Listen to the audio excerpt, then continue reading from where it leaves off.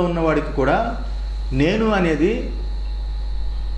ఆ భక్తి పారవస్సులో నేను కూడా లీనమైపోతుంది. జ్ఞానికి నేను తొలగిపోతుంది, మనసు తొలగిపోతుంది. పరాభక్తిలో ఉన్నవాడు కూడా మనసు తొలగిపోతుంది. పరాభక్తిలో ఉన్నవాడు కూడా మనసు తొలగిపోతుంది. ఆ విషయాన్ని భక్తి యోగంలో చాలా గొప్పగా చెప్పాడు. దానినే భగవంతుడు దృష్టిలో పెట్టుకొని ఈ 6 అధ్యాయాల చివరిలో కూడా భక్తి యోగానికి కూడా కొంచెం ఇక్కడ పరామర్శించాడు. ఇంకా చెప్పాలంటే ఇప్పుడు రాబో 3 అధ్యాయాలు ఏవైతే ఉన్నాయో 7, 8, 9 3 అధ్యాయాలు జ్ఞాన విజ్ఞాన యోగము, అక్షర పరబ్రహ్మ యోగము ఇవి ఉన్నాయి 3 అధ్యాయాలు. ఈ అధ్యాయాలు 3 ఏవైతే ఉన్నాయో ఆ అధ్యాయాల్లో చివరి శ్లోకము ఈ అధ్యాయాలంటికి ఈ చివరి శ్లోకం ఏదైతే ఉందో అది ఆ 3 అధ్యాయాలకి ఈ చివరి శ్లోకం ఒకటే పీఠిక. 3 అధ్యాయాలకి ఈ చివరి శ్లోకమే పీఠిక. ఎందువల్లంటే ఈ శ్లోకంలో మొదటి సాధకులందరిలో యోగి గొప్ప అని చెప్పాడు. ఈ శ్లోకంలో సాధకులందరికంటే యోగులందరికంటే ఈ యొక్క ధ్యాన యోగి చాలా గొప్ప అని చెప్పాడు.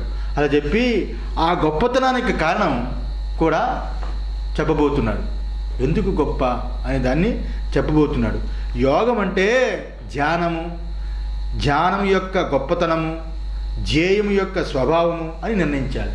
యోగం అంటే ధ్యానము, ధ్యానము అంటే అక్కడ ధ్యానం యొక్క గొప్పతనం. యోగుల్లో ఈ ధ్యాన యోగం చాలా గొప్పతనం పెట్టి అంటే ఇక్కడ ఎందుకు గొప్పతనం అంటే ధ్యేయాన్ని చూపిస్తుంది కాబట్టి, ధ్యేయాన్ని చూపిస్తుంది కాబట్టి ధ్యానము చాలా గొప్పది అని అర్థం చేసుకోవాలి.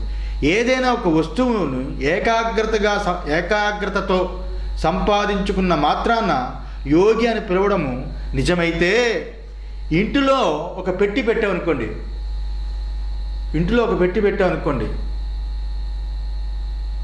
మన శారదా పెట్టెలు జరిగినట్టుగా ఒక ఉందనుకోండి, లేకపోతే ఏదో బీరో ఉందనుకోండి, దాని మీద దొంగలు నిఘా పెట్టారనుకోండి, దాన్ని నిఘా పెట్టారనుకోండి, ఆ దొంగ కూడా ధ్యానయోగి అయిపోతాడు.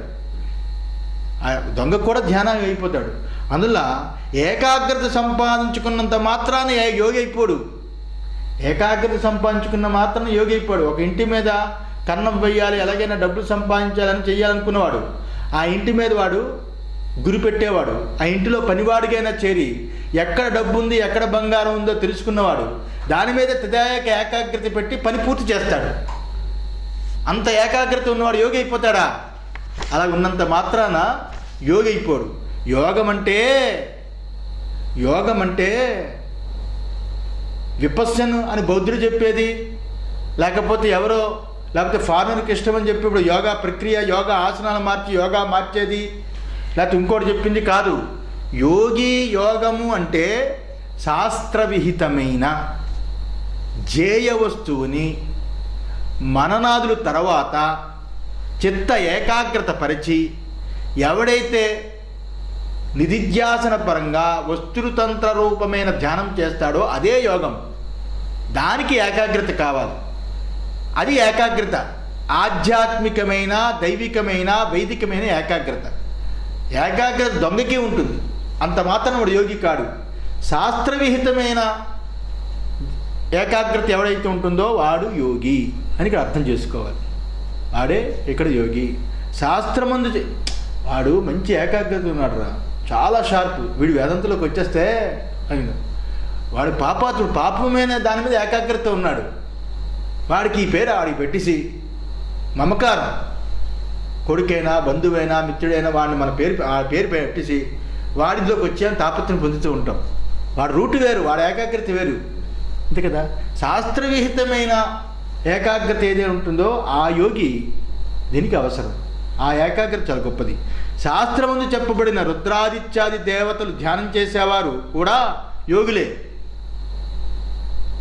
వైతథ్య ప్రకరణంలో 32 దేవతలు వస్తారు, ఇవన్నీ కూడా వాళ్ళు యోగులే.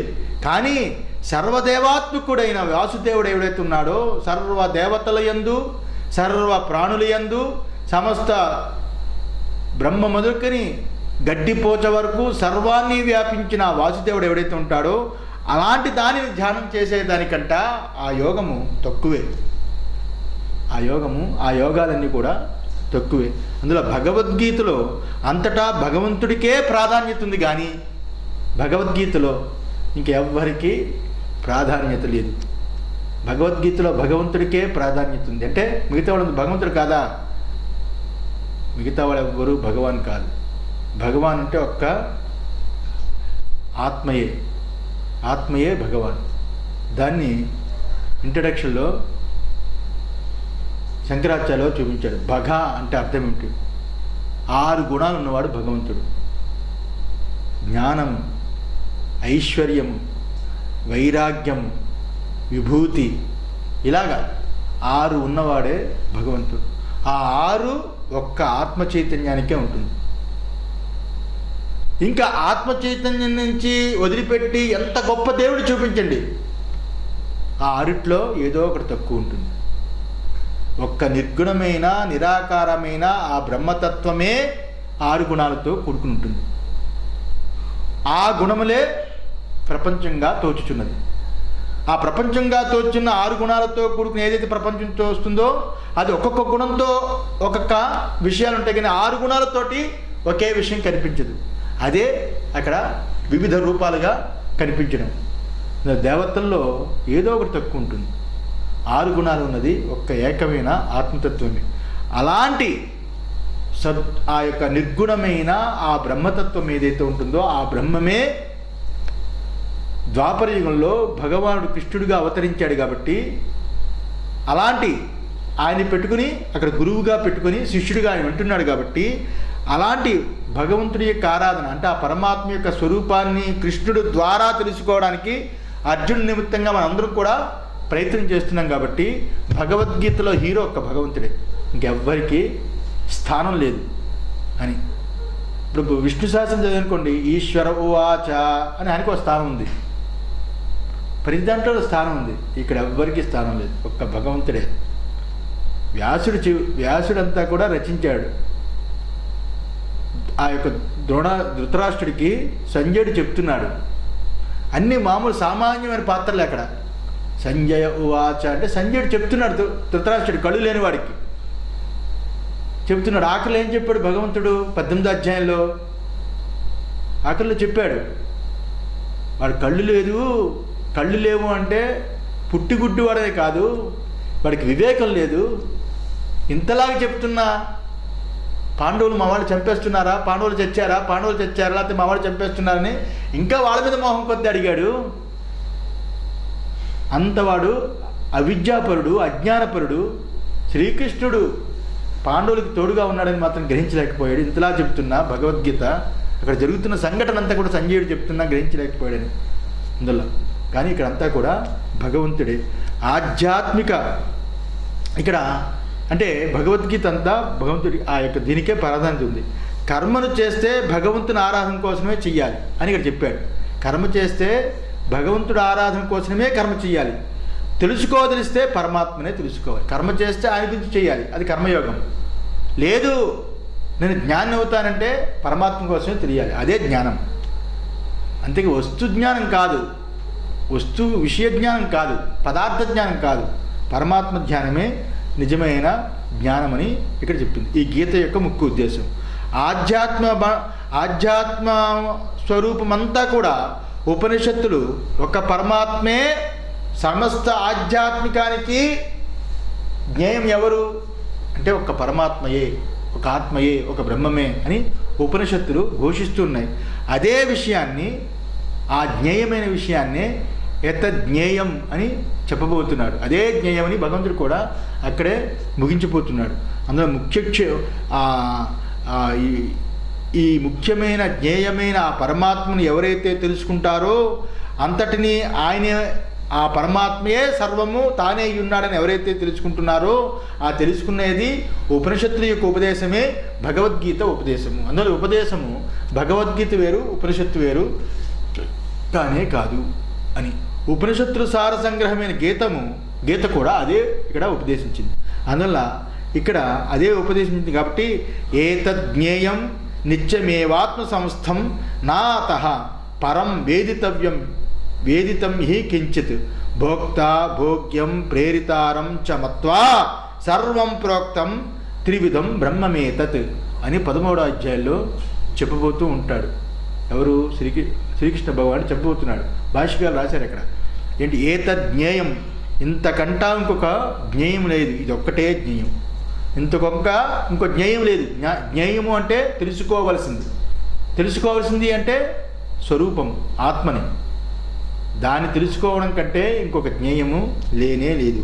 అదే నిత్యమేవాత్మ సంస్థం, అదే సదా ఆత్మస్వరూపమై ఉన్నది, అదే సదా ఆత్మస్వరూపమై ఉన్నది. నా అతః, దీనికంటా వేరే జ్ఞేయమే లేదు.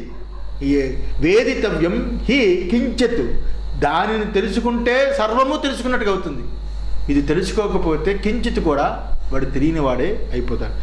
భోక్త భోగ్యం ప్రేరితారం చ మత్వా, భోక్త అంటే ఇక్కడ భోక్త అయిన జీవుడు, భోక్త అంటే భోక్త అయిన జీవుడు. భోగ్యం అంటే భోగించే శరీరాలు. భోక్తకి జీవుడికి భోగించాలంటే శరీరం ఉండాలి, స్పర్శ కావాలంటే శరీరం ఉండాలి, చూపు కావాలంటే కన్ను ఉండాలి కదా, ఆ భోగించే శరీరాలు ఉండాలి.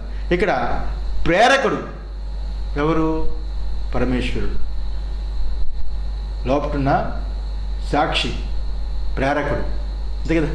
భోక్త భోగ్యం ప్రేరితారం, ఈ సాక్షి, ఈ ప్రేరకుడైన ఆ పరమేశ్వరుడు. మత్వా, వీటన్నిటినీ ఎవడైతే చక్కగా తెలుసుకుంటాడో సర్వం మత్వా సర్వం ప్రోక్తం త్రివిధం, ఈ రకంగా 3 ఉన్నాయని ఎవడైతే తెలుసుకుంటాడో అలాంటి వాడు నిజంగా ఆ పరబ్రహ్మమే.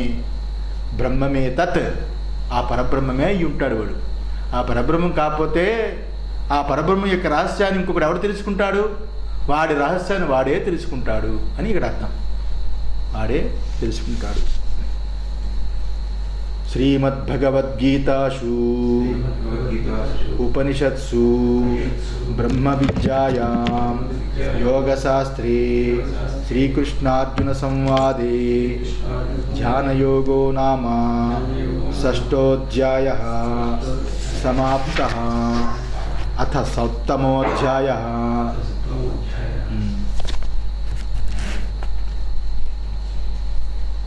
అప్పుడు